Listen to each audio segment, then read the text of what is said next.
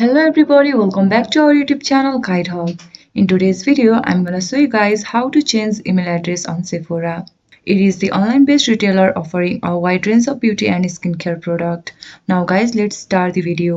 First of all, open up any web browser as I have already opened the Google Chrome and bring up the search bar and just type in Sephora.com and hit the search. It takes you to the official website of Sephora. Now to change your email address, just go for your profile icon at the top right of your screen and scroll down a bit. Over here you'll be able to see the account settings. Click on that. Now you'll be taken to the new interface. On the screen you'll be able to see your credential. Now to change your email address, just click on the edit option on the email. Now over here you just want to enter the new email address and confirm the email address over here and just hit on the update option.